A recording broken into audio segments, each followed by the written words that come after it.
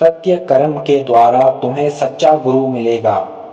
उसके बाद प्रिय भगवान मिलेगा। उनकी मधुर इच्छा से तुम्हें उनकी दया का आशीर्वाद प्राप्त होगा। नमस्कार दोस्तों, हमारे चैनल पर आपका स्वागत है। इस वीडियो में बात करने जा रहा हूँ गुरु गोविंद सिंह जयंती के बारे में। वीडियो अच्छी लगे तो वीडियो को लाइक कर दीजिए और हमारे चैनल को सब्सक्राइब जरूर करना। गुरु गोविंद सिंह सिखों के 10वें और अंतिम गुरु थे। गुरु गोविंद सिंह जी पवित्र, प्रभावशाली और विद्वान गुरु थे। एक गुरु होने के अलावा वह एक योद्धा भी थे, जिन्होंने दूसरों से युद्ध करके सिख धर्म की रक्षा की।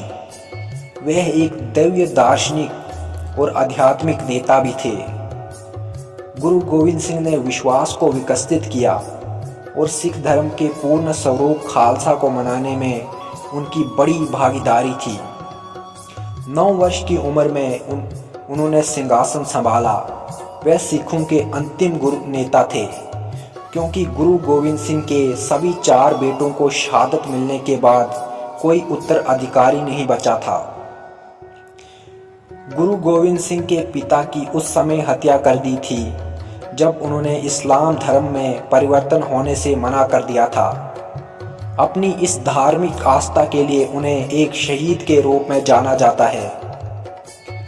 गुरु गोविंद सिंह ने स्वयं खुद के योद्धा की सेना की स्थापना करी, जिनका नामकरण किया गया था, जिन्हें सतगन का अनुशासित और धार्मिक जीवन जीने के प्रति समर्पित किया गया था। उन्होंने उनकी खालसा सेना ने सिखों को धार्मिक और राजनीतिक आज़ादी पाने के लिए और मुगल शासकों के खिलाफ खड़े होकर उनसे लड़ने की प्रेरणा दी। गुरु गोविंद सिंह जयंती के अवसर पर भारत में रहने वाले सिख लोग और वो सब जो गोविंद सिंह जी को मानते हैं, उन्हें याद करते हैं, खुद की और दूसरों की उन्नति की प्रार्थना करते हैं। गुरु गोविंद सिंह जी के द्वारा लिखी गई कविताओं को सुनते हैं और उनकी उपलब्धियों के लिए उनकी सराहना करते हैं। गुरु गोविंद सिंह जयंती का उत्सव नानाशाही कैलेंडर के अनुसार मनाया जाता है। अपने जीवन काल के दौरान गुरु गोविंद सिंह ने न्याय के लिए संघर्ष किया, मुगलों के खिलाफ खड़े रहे। वर्ष 1699 में उन्होंने निचली जातियों के कुल 5 लोगों को लिया, फिर उनका नामकरण किया और घोषणा की कि ये 5 सभी पुरुष उनके प्रिय हैं। उन्होंने उन लोगों को साहस, ज्ञान, ईश्वर की असीम भक्ति के साथ संपन्न किया। उन्होंने उन लोगों को सर्वशक्तिमान की निरंतरता, समर्पण की शक्ति सिखाई, जो सभी उत्पीड़ित व्यक्तियों की रक्षा करती है। उन्होंने खालसा की स्थापना की, जो एक प्रसिद्ध सेना बल था जिसमें संत सैनिक शामिल थे। खालसा ने गुरु गोविंद सिंह के देखरेख, प्रेरणा और मार्गदर्शन के तहत एक आध्यात्मिक अनुशासन के साथ साथ एक नैतिक सहनता का कड़ाई से पालन किया। उनके द्वारा विकसित साहस के कारण लोगों ने निडर होकर मुगल शासकों के उत्पीड़न के विरुद्ध युद्ध किया। एक सैन्य नेता, आध्यात्मिक व्यक्ति होने के साथ साथ गुरु गोविंद सिंह जी एक विद्वान कवि, लेखक भी थे, जिन्होंने विशाल सहन और विद्वत्पूर्वक कार्य किए हैं। वर्ष 1708 में अपनी मृत्यु से पहले उन्होंने गुरु ग्रंथ साहिब को स्थानीय सिख गुरु के रूप में घोषित किया, जो सिख धर्म में एक पवित्र ग्रंथ है। गुरु गोविंद सिंह जयंती का अवसर भव्य रूप से मनाया जाता है, जिसमें दिया जलाना, पवित्र गुरुद्वारों का दौरा करना शामिल है।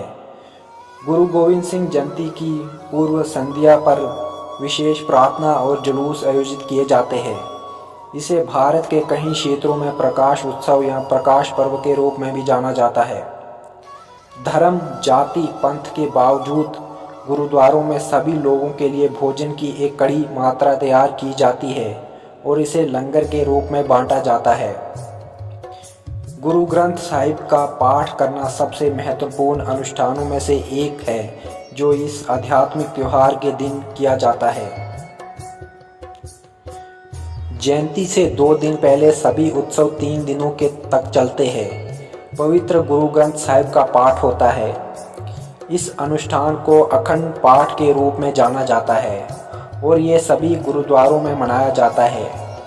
जुलूस समारोह में से एक दिन पहले होता है और इसके बाद संगीतकारों और पंच प्यारों द्वारा किया जाता है। भक्त जुलूस के समय भक्ति गीत गाते हैं और लोगों को शरबत, शीतल पिया और मिठाई भी बांटते हैं।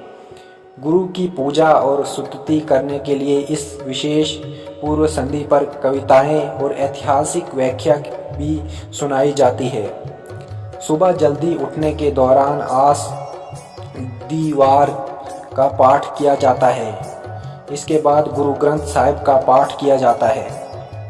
हमारी तरफ से गुरु गोविंद सिंह जयंती की शुभकामनाएं। धन्यवाद। जय हिंद।